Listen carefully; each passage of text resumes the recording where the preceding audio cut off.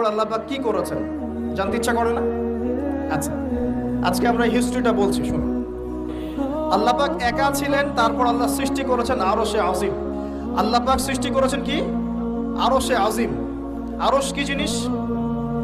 যেই আরশের ছায়ায় আল্লাহ পাক কিয়ামতের মাঠে 7 শ্রেণীর মানুষকে ছায়া দিবেন, যেদিন এই ছায়া ছাড়া অন্য কোনো ছায়া থাকবে না। আরশটাকে একটু বুঝি।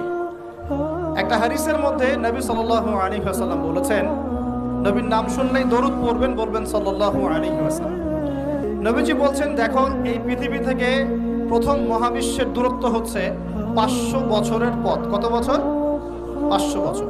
এভাবে দ্বিতীয় মহাকাশ থেকে তৃতীয় মহাকাশ দূরত্ব 500 বছরের পথ। এইভাবে প্রত্যেক আসমানের মধ্যে দূরত্ব হচ্ছে কত বছরের পথ? 500। সপ্তম আসমানের উপরে আছে সিদরাতুল মুনতাহা। কি আছে? এটা একটা কুল গাছ, বড়ই গাছ। নাসা আবিষ্কার করতে পেরেছে, অতএব বিশ্ববাসী বিশ্বাস করবে না। নাসা যদি কালকে বলে হ্যাঁ পাওয়া গেছে সিদরাতুল মুনতাহা, তাহলে বিশ্ববাসী বিশ্বাস করবে। একটা শিরকি দর্শন চলছে, কুফরি দর্শন। ও যখন বলবে হ্যাঁ, তখন সবাই বলে হ্যাঁ, যখন তারা বলে না, সবাই বলে না। আল্লাহ পাকের ওহীর জ্ঞানের কোনো মূল্য নাই সবার কাছে, ইল্লা মাশাআল্লাহ। সিদরাতুল মুনতাহার উপরে আছে কুরসি। কি আছে? কুরসি।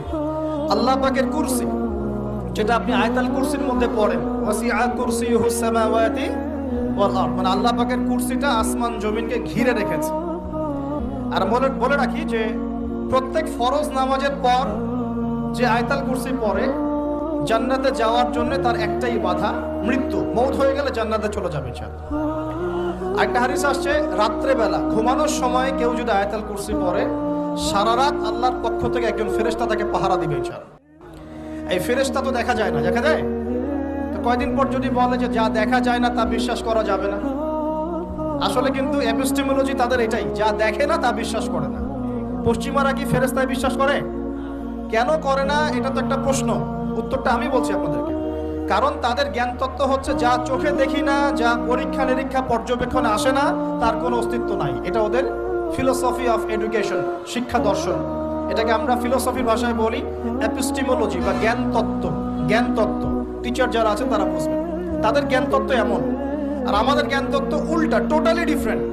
আমরা কি বলি? আমরা বলি ওয়াকুলিল হাক্কু মির রাব্বিকুম, সত্য আল্লাহর পক্ষ থেকে আসে। আমরা বলি যে অদৃশ্যে বিশ্বাস না করা পর্যন্ত কেউ মুমিনই হতে পারবে না। ইমানের কয় পিলার? ইমানের কয় পিলার? 6 পিলার। আমানতু বিল্লাহি, আল্লাহর প্রতি বিশ্বাস করলাম, ওয়া মালাইকাতিহি, তার ফেরেশতাগণের প্রতি, ওয়া কুতুবিহি, আল্লাহ পাকের আসমানে